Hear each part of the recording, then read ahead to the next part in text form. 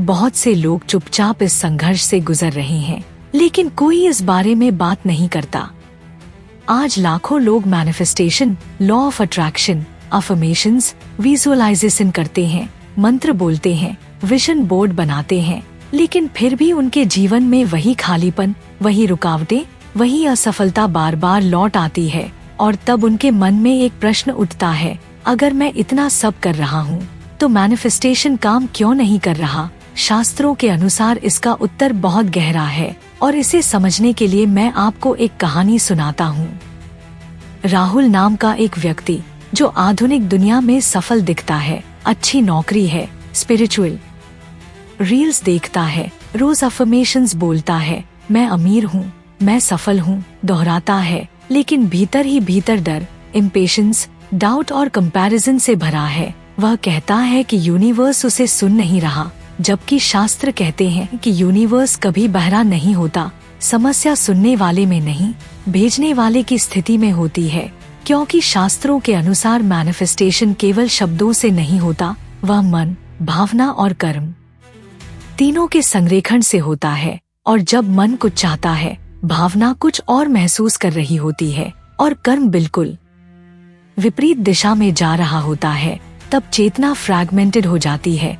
उपनिषद स्पष्ट कहते हैं कि मनसेव इदं सर्वं, यह संसार मन से ही बनता है, लेकिन वही मन अगर तमसिक या राजसिक हो तो वही मन बाधा भी बन जाता है।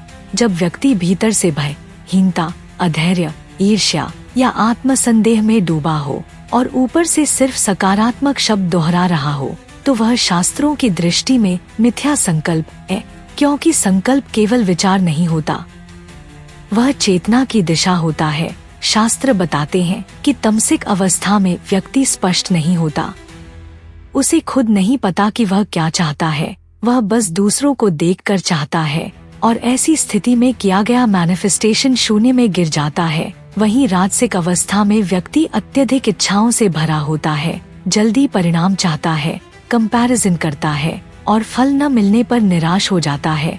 यही कारण है कि आज के समय में लोग कुछ दिन ध्यान करते हैं, कुछ दिन अफर्मेशंस, फिर कहते हैं ये सब काम नहीं करता। लेकिन गीता स्पष्ट कहती है कि कर्मण्येवाधिकारस्ते, तुम्हारा अधिकार कर्म पर है, फल पर नहीं। और जब व्यक्ति फल से आसक्त हो जाता है तब उसकी ऊर्जा बिखर जाती है। मैनिफेस्टेशन तब असफल होता है जब व्यक्ति केवल material gain, validation, ego boost के लिए उसे करता है, क्योंकि शास्त्रों में इसे मिसडायरेक्टेड विल कहा गया है। इच्छा आत्मा से नहीं, अहंकार से आ रही होती है। गायत्री मंत्र हमें सिखाता है कि पहले बुद्धि का प्रकाश आवश्यक है, क्योंकि जब तक भीतर अंधकार है तब तक इच्छा भी अंधी होगी। शास्त्र यह भी कहते हैं कि इम्पेशंस सबसे बड़ा अवरोध है। बीज बोकर रोज मिट्टी खोदने वाला कभी वृक्ष नहीं देख सकता, और यही आज का मनुष्य कर रहा है। हर दिन परिणाम चेक करता है। योग सूत्रों में माइंडफुलनेस का जो सिद्धांत है वह कहता है कि जब तुम कोई कार्य करो तो पूरा उसी में उपस्थित रहो। लेकिन आज व्यक्ति पूजा भी करता है तो मन भविष्य में भटक रहा होता है, और ऐसा बिखरा हुआ मन कभी सृजन नहीं कर सकता। मैनिफेस्टेशन इसलिए भी असफल होता है क्योंकि व्यक्ति स्वयं को कर्ता मानता है, जबकि वेदांत कहता है कि ईश्वर कर्मफल दाता है। और जब तक अहंकार रहेगा तब तक प्रवाह रुका रहेगा। शास्त्रों का समाधान बहुत स्पष्ट है। पहले सत्व को बढ़ आओ, जीवन को शुद्ध करो, मन को शांत करो, इच्छाओं को आत्मजांच के माध्यम से परखो कि क्या यह इच्छा धर्म से जुड़ी है या केवल वासना से, क्योंकि धर्म विरुद्ध इच्छा कभी स्थायी फल नहीं देती। जब व्यक्ति अपने भीतर स्थिरता, धैर्य, विश्वास और आत्म साक्षात्कार की ओर बढ़ता है तब मैनिफेस्टेशन अपने आप होने लगता है, बिना जोर लगाए। शास्त्र कहते हैं कि जब तुम ब्रह्मा के साथ संरेखित हो जाते हो तब सृष्टि तुम्हारे विरोध में नहीं जाती, बल्कि तुम्हारे माध्यम से कार्य करती है। यही कारण है कि सच्चे ऋषि कभी मैनिफेस्टेशन नहीं मांगते थे, वे केवल स्वयं को शुद्ध करते थे, और जो आवश्यक होता था वह स्वतः प्रकट हो जाता था। और यही आज का सबसे बड़ा रहस्य है जिसे आधुनिक दुनिया ने भुला दिया है, कि मैनिफेस्टेशन कोई ट्रिक नहीं बल्कि चेतना की परिपक्वता है। और जब तक व्यक्ति अपने भीतर के भय, लोभ, अधैर्य और अहंकार को नहीं समझता, तब तक कोई भी मंत्र, कोई भी एफर्मेशन, कोई भी विजुअलाइजेशन स्थायी परिणाम नहीं दे सकता।